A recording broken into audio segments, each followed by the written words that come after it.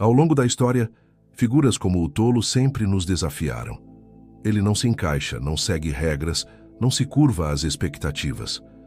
Para a sociedade, é o palhaço, o sonhador, o rebelde, um ingênuo desajustado que supostamente não compreende como o mundo funciona. Mas será essa realmente a verdade? Na Idade Média, apenas uma pessoa na corte podia zombar do rei sem perder a cabeça: o bobo da corte. Ele ria da nobreza, expunha hipocrisias e pronunciava verdades que ninguém mais ousava expressar. Mas por que o rei tolerava isso? Porque debaixo da máscara de tolo, ele escondia a mais poderosa das armas, a verdade disfarçada de loucura. Esse arquétipo jamais desapareceu. Ele ressurge nos mitos, nos contos, nos romances e até nos filmes modernos. Pense no Coringa, em Dom Quixote, no Idiota de Dostoiévski.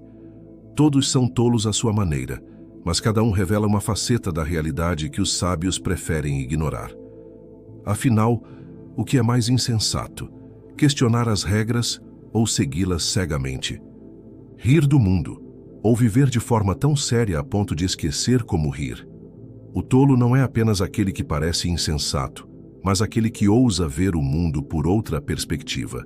E talvez seja exatamente por isso que ele nos perturba tanto. Filósofo Erasmo de Roterdão escreveu Elogio da Loucura no século XVI, mas sua mensagem atravessa os séculos e ecoa até hoje. Ele deu voz à loucura, permitindo que ela argumentasse em seu próprio favor, expondo uma verdade incômoda. A loucura não é apenas um desvio da razão, mas muitas vezes a chave para enxergar além das ilusões que governam o mundo. Reflita sobre isso. Quem são aqueles que desafiam os dogmas, que rompem com o senso comum e enxergam aquilo que os outros ignoram? Frequentemente são chamados de loucos. Mas e se forem apenas mais lúcidos que o restante da sociedade? A história está repleta de visionários que foram ridicularizados antes de serem reconhecidos como gênios. Galileu foi considerado um lunático antes de ser aceito como cientista. Van Gogh era visto como um insano antes de ser reconhecido como mestre. Nietzsche foi declarado louco antes que suas ideias transformassem o pensamento moderno. O que todos eles tinham em comum? A recusa em aceitar o mundo como ele é.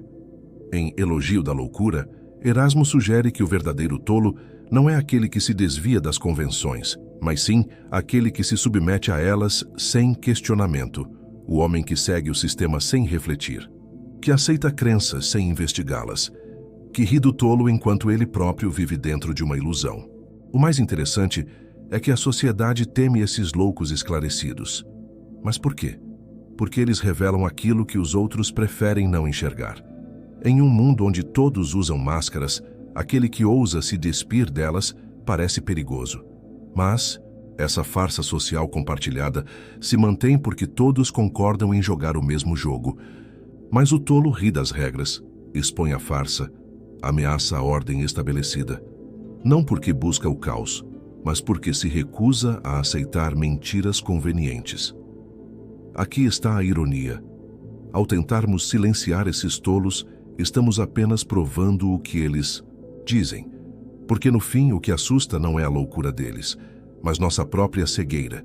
Diferente do intelectual que busca segurança nas certezas, o tolo abraça o absurdo. Ele não precisa de provas ou lógica para perceber o que está errado. Sua sabedoria não vem de cálculos ou livros, mas da experiência pura, da liberdade de não ter nada a perder. Ele não teme ser ridicularizado e exatamente por isso consegue ver verdades que ninguém mais ousa enxergar. Os sábios da antiguidade sabiam disso. Lao Tzu, o misterioso mestre do taoísmo, falava sobre a importância de se tornar como a água, ser flexível, não se prender às rigidezes do mundo. O tolo vive isso na prática. Ele não luta contra as marés, ele flui com elas.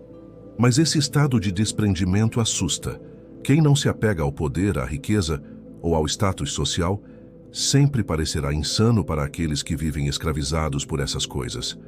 O tolo não possui filtros sociais rígidos, não calibra suas palavras para agradar ou se encaixar. Justamente, por isso pode dizer aquilo que os outros pensam, mas não ousam verbalizar. É a criança que, sem medo de represálias, aponta a nudez do imperador. É o ingênuo que, sem se preocupar com as consequências, expõe uma mentira coletiva. Mas há um detalhe essencial.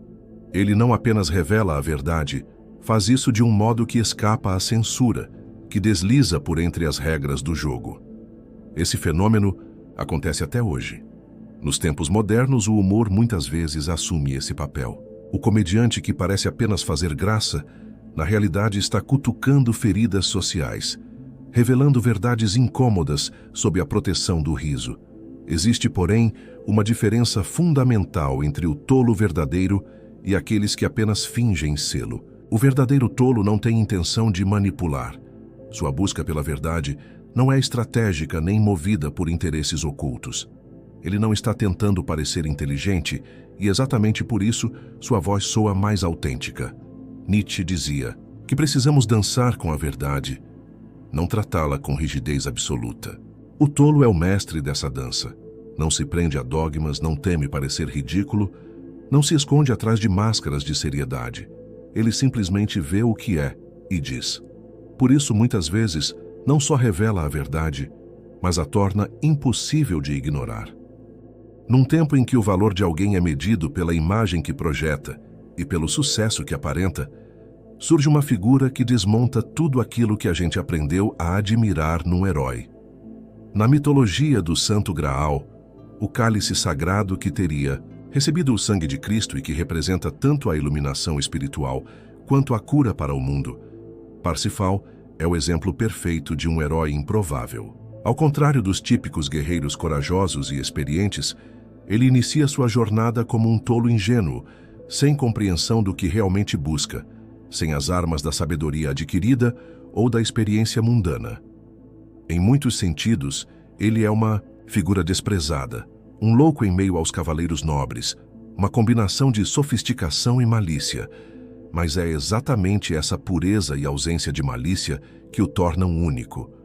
Parsifal, em sua jornada, não carrega consigo o peso da corrupção que assola aqueles que se julgam sábios ou que buscam o grau com intenções egoístas. Pelo contrário, é guiado pela sinceridade de suas ações. A pureza de sua busca, desprovida de segundas intenções, é a chave para a revelação do Graal. Sua ignorância, longe de ser um obstáculo, torna-se sua maior virtude. Ele não é cínico, não é um mestre da manipulação, é genuíno, e é essa genuinidade que o faz digno da maior das recompensas. A jornada de Parsifal nos leva a questionar profundamente nossa própria visão sobre o mundo. Em um mundo saturado de saberes superficiais e caminhos fáceis para o sucesso, a história de Parsifal nos lembra que o verdadeiro conhecimento e sabedoria não residem nas artimanhas do intelecto mundano, mas na coragem de ser autêntico, o louco que busca sem expectativa de obter poder, riqueza ou reconhecimento, mas com uma busca verdadeira, sem adornos, sem máscaras. Essa dinâmica entre loucura e sabedoria encontra profundo eco na psicologia analítica de Carl Jung e na filosofia de Friedrich Nietzsche. Jung nos ensina que o que a sociedade frequentemente rotula como loucura pode ser, na verdade, um encontro com aspectos mais profundos da psique, aquilo que ele chamava de individuação. Parsifal é o exemplo do chamado louco sagrado, alguém que, mesmo sendo visto como ingênuo ou perdido, tem a coragem de olhar para dentro de si com sinceridade. Ele se arrisca a entrar nas partes mais profundas da mente humana, onde vivem símbolos, imagens e emoções que todos nós, mesmo sem perceber, carregamos dentro de nós. Essas imagens são os chamados arquétipos, padrões universais que atravessam culturas e épocas, como o herói, a mãe, o velho sábio ou a sombra. Ao entrar em contato com essas forças, Parsifal não está apenas tentando entender a si mesmo, mas também se conectar com algo maior, com aquilo que une toda a humanidade em sua essência. Sua jornada é um mergulho interior, e não uma fuga da realidade. É nesse mergulho que ele encontra o sentido verdadeiro da vida, não nas respostas prontas do mundo, mas na descoberta sincera do que ele carrega por dentro. Nietzsche, por sua vez, proclamava a necessidade de tornar-se quem se é. uma jornada que exige a coragem de questionar todos os valores estabelecidos, mesmo correndo o risco de ser incompreendido pela sociedade. Seu conceito do Übermensch não é o de um ser superior em força bruta, mas daquele que tem a coragem de criar seus próprios valores, de viver autenticamente, mesmo quando isso significa ser visto como louco pelos padrões convencionais. Dom Quixote personifica essa tensão nietzschiana entre criar novos valores e confrontar a realidade estabelecida. Sua aparente loucura, lutar contra moinhos de vento pensando ser gigantes, simboliza a luta contra as estruturas invisíveis de poder que moldam nossa percepção do possível. Em termos junguianos, Dom Quixote representa a persona que se recusa a se conformar com os papéis sociais impostos, buscando uma expressão mais autêntica do self. A loucura de ambos os personagens não é patológica, mas transformadora. Eles encarnam o que Jung chamava de ferida sagrada, aquela marca que nos separa da normalidade, mas nos conecta com nossa verdade mais profunda. É através dessa ferida que surge a possibilidade de cura, não apenas pessoal, mas coletiva. E o que isso nos ensina? Em uma sociedade que idolatra a esperteza, a manipulação e o cálculo, o verdadeiro poder pode estar na humildade, na autenticidade e na pureza de intenções. A coragem de ser vulnerável, de assumir nossa ignorância e caminhar em direção ao desconhecido sem máscaras ou artifícios, pode ser o que nos torna realmente fortes. Nietzsche alertava sobre os perigos do rebanho, aqueles que vivem apenas seguindo as normas sociais sem questionar. Jung observava como a persona social pode nos afastar de nossa verdadeira natureza. Tanto Parsifal quanto Dom Quixote representam a coragem de romper com essa conformidade, mesmo quando isso significa ser incompreendido ou ridicularizado. No fim, ambos nos lembram que a verdadeira loucura não está em lutar por algo que parece impossível, mas em viver de maneira morna, conformada e desprovida de qualquer luta por um bem maior. Eles nos desafiam a questionar: será que ao abandonar nossas próprias ilusões, nos tornamos mais sensatos ou apenas mais conformados? Resposta talvez esteja em compreender que a maior sanidade pode residir exatamente naquilo que o mundo chama de loucura. A verdadeira compreensão da loucura como força transformadora nos leva ao coração do que Nietzsche e Jung identificaram como a grande crise existencial da modernidade, a perda de contato com nossa natureza mais autêntica. Quando falamos em abraçar a loucura, não estamos celebrando o caos destrutivo, mas reconhecendo aquela dimensão de nós mesmos que a sociedade rotula como inadequada, irracional ou perigosa, e que, paradoxalmente, pode ser nossa maior fonte de vitalidade e sentido. Nietzsche percebia que a civilização ocidental havia se tornado uma prisão de convenções que sufocavam o impulso criativo fundamental do ser humano. Sua famosa declaração de que Deus está morto não era uma celebração do ateísmo, mas um diagnóstico trágico. Havíamos perdido o centro sagrado que dava sentido à existência. Nesse vácuo, restava-nos duas opções: sucumbir ao niilismo ou ter a coragem de nos tornarmos os criadores de nossos próprios valores. Uma empreitada que exige uma dose considerável daquilo que o mundo chama de loucura. Jung, por sua vez, compreendeu que essa loucura criativa era na verdade um processo de individuação, o movimento da psique em direção à totalidade. O que a sociedade interpreta como desvio ou patologia frequentemente representa o self, tentando se expressar através dos escombros da persona social. A loucura, nesse contexto, não é a perda da razão, mas a emergência de uma racionalidade mais profunda, uma que integra tanto a luz quanto a sombra da experiência humana. Quando abraçamos nossa loucura, estamos fazendo algo revolucionário. Estamos afirmando que existe uma verdade em nós que transcende as expectativas sociais. Estamos dizendo que nossa singularidade, por mais estranha ou incompreensível que pareça aos outros, tem valor intrínseco. E isso não é apenas um ato de rebeldia, mas de profunda sabedoria existencial. Nietzsche falava do amor fati, amar o próprio destino, incluindo suas contradições e aparentes impossibilidades. Isso significa aceitar que somos seres fundamentalmente paradoxais, capazes de conter simultaneamente razão e irracionalidade, ordem e caos, luz e sombra. A loucura que tentamos reprimir é frequentemente a expressão dessa multiplicidade interior. E reprimi-la é amputar uma parte essencial de nossa humanidade. Jung observava que os grandes artistas, visionários e transformadores da história frequentemente caminhavam na linha tênue entre genialidade e loucura, não porque fossem mentalmente instáveis, mas porque tinham a coragem de mergulhar nas profundezas do inconsciente coletivo e trazer à tona verdades que a consciência racional ainda não estava preparada para aceitar.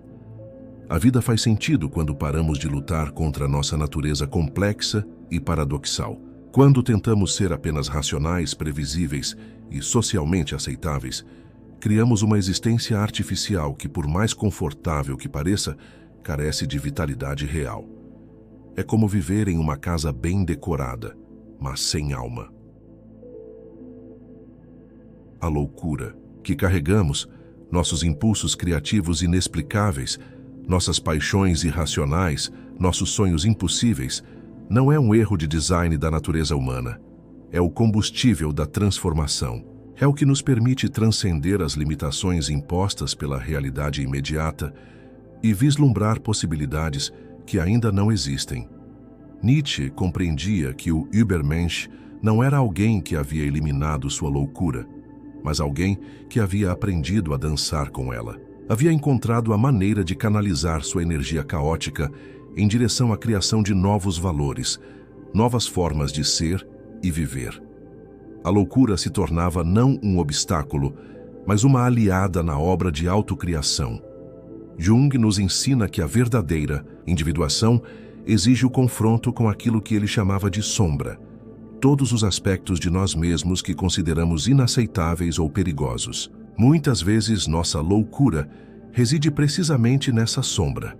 São os impulsos que aprendemos a reprimir, os sonhos que consideramos impossíveis, as verdades sobre nós mesmos que preferimos ignorar. Quando abraçamos essa loucura, não estamos nos entregando ao caos destrutivo, mas integrando partes fragmentadas de nossa personalidade. Estamos nos tornando inteiros. E é essa totalidade que confere sentido à existência. Não o sentido imposto de fora, pelas expectativas sociais ou pelas ideologias dominantes, mas o sentido que emerge organicamente quando todas as partes de nós mesmos finalmente encontram sua expressão. No fim, abraçar a loucura é um ato de coragem existencial extraordinário. É a coragem de viver de acordo com nossa verdade mais profunda, mesmo quando essa verdade desafia as convenções. É a coragem de confiar em nossa intuição, mesmo quando ela nos leva por caminhos que a lógica não consegue explicar. É a coragem de ser autêntico em um mundo que recompensa a conformidade. Essa coragem não é cega ou irresponsável. É uma coragem consciente, que reconhece os riscos e as consequências, mas escolhe a autenticidade mesmo assim. É a coragem de quem compreende que uma vida não vivida é uma vida desperdiçada, independentemente de quão segura ou socialmente aprovada ela possa ser. Quando finalmente abraçamos nossa loucura, quando paramos de tentar ser quem achamos que deveríamos ser e começamos a ser quem realmente somos, algo extraordinário acontece. A vida começa a fazer sentido. Não o sentido artificial que tentamos construir através de conquistas externas ou aprovação social, mas o sentido profundo que emerge quando nossa existência se alinha com nossa natureza mais verdadeira. É nesse momento que compreendemos a sabedoria paradoxal de Nietzsche e Jung, que a verdadeira sanidade pode parecer loucura aos olhos do mundo, e que a verdadeira loucura pode ser tentar viver de acordo com padrões que negam nossa humanidade essencial.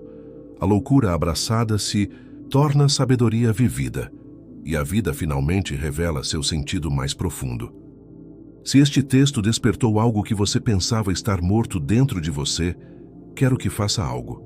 Não por mim, por você. Deixe esta frase nos comentários. Viva a loucura. Escreva, declare, grite em forma de palavras. Para você lembrar que não vai mais se esconder atrás de máscaras sociais, que não vai mais trocar sua autenticidade por aprovação barata, que não vai mais reprimir o tolo sábio que existe dentro de você.